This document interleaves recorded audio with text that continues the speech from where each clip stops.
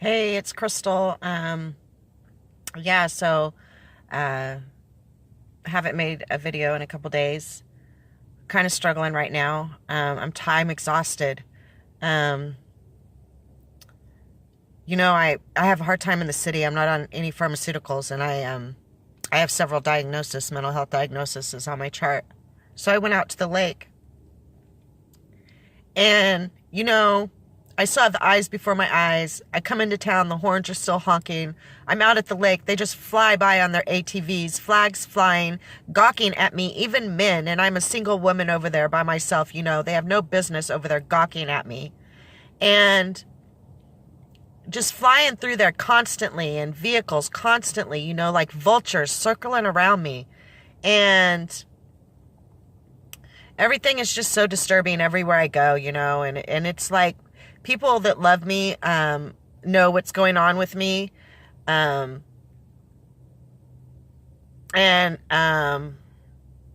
it's like they know and I don't. Um, and so I'm having a hard time. I'm exhausted. I'm getting a lot of body prompts, even out there at the lake. I'm getting yanked out of my sleep, literally yanked out of my sleep. And everybody has the right to heal. Everybody has the right to take space, to be with whoever your higher power is. Mine is God. And everybody has the right to be with God or your higher power and heal. As human beings, we have the right to claim that. And for people, anybody, to circle around us and invade us in any kind of way is a violation of our personal space. And it is disrespectful of your fellow man. It is disrespectful of any kind of spirituality to allow your fellow man to heal. And it is wearing me down. And I spent today, the first half of the part of the day, attempting to fast. And I got so stressed out with everybody, raging by me and all of the body prompts and the men on their ATVs gawking into my camp. That I finally, the Lord just, and I tried to lay down and take a nap, and I got yanked up out of my nap, and the Lord just said, finally leave here. But now I'm in town, and already the horns are honking and the cars are circling, turning circles around me. And the body prompts, just a ton of body prompts. And, whatever makes man think that it's okay to prey upon individuals, they're wrong. I don't know what they could possibly be saying in their heads to justify this. To test your faith in God. It's not up to them to test anybody's faith in God. It's up to God in the judgment day. And so I opened the book to Isaiah 35, and it says that strengthen the weak hands and make firm the feeble knees. Say to those who are fearful hearted, be strong, do not fear. Behold, your God will come with vengeance. And it's hard though. It's hard to maintain, especially when you have a lot of heart. I have a lot of heart. And I have a lot of feelings for people in general, and so I'm even more sensitive to what's going on with me, because if you care about people a lot, you also care about what goes on with you. And I have been a law-abiding citizen for a very long time. I'm very ashamed of what I'm here in Arizona going through. But I was chimed to my gills. There was some magic, some voodoo worked on me. And,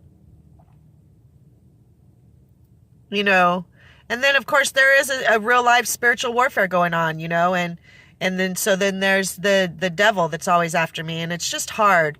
It's hard to maintain, and I understand why I spent so many years on drugs and alcohol and pharmaceuticals, so many pharmaceuticals, and because I have a lot of heart. One, I feel a lot.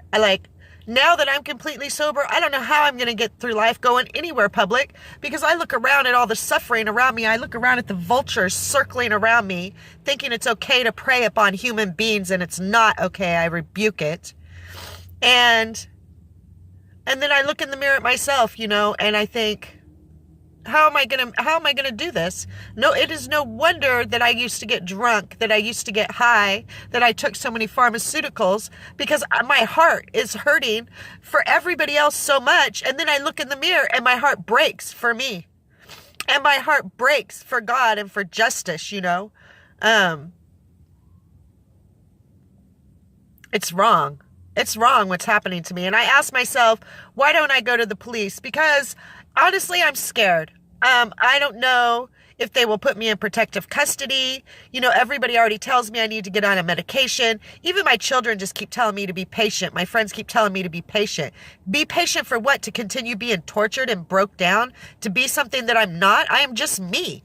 I don't want to be anything other than me. Exactly where I'm at in life. I had a dream last night that yanked me out of my sleep. And it was about a man, and he was telling me nobody wants to kiss somebody with a mouthful of tobacco. And my response was that, well, what makes anybody think that I want anybody kissing me? And furthermore, that I want to kiss anybody with a mouthful of tobacco or not? Because I don't. I'm not interested in that. And so there's some kind of sick thing going on to where let's wear her down or have a competition. Well, the competition is ceased because I don't want none of them. Anybody that I think has had part in any of this, I don't want them. And even if I loved them, I would not be with them.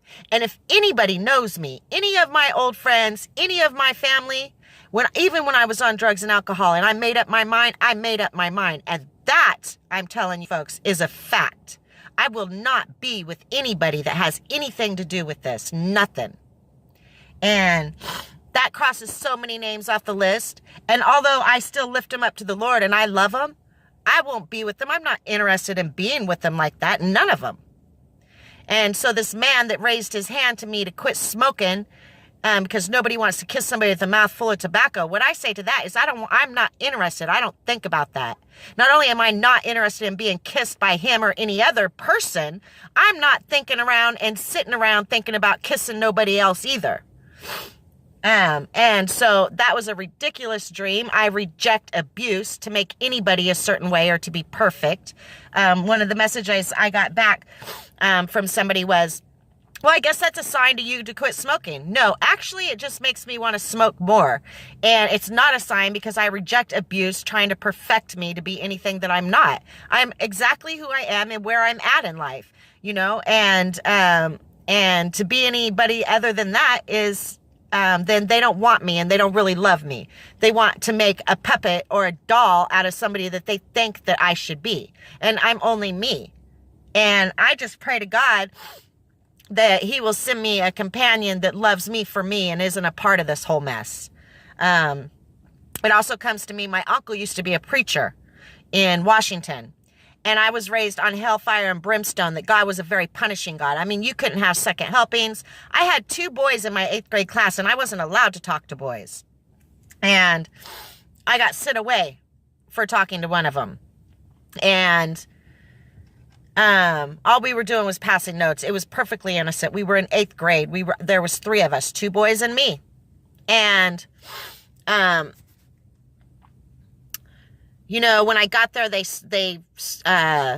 scrubbed me with a woolly scouring pad, and my skin was raw. They were trying to rub the filth off of me, I guess. But, you know, you couldn't have second helpings. Don't eat salt. So many don'ts, you know. I walked away from there. I ran. For all this time, I've been running from the Lord because of that experience and the experience of my real family rejecting me and turning me away. I've been running from the Lord ever since then because I don't want part of the anger, the control, the punishment. No, my God is a loving God. My God has been patient with me and understanding. It's like it came to me one time, a lady came to me and said, well, God doesn't hear you praying unless you say Jehovah. False. God got me through 3 strokes. God got me through a 35/56 blood pressure reading. When the hospital, I had that reading, the hospital sent me back out into the streets and told me to go to church. God heard me.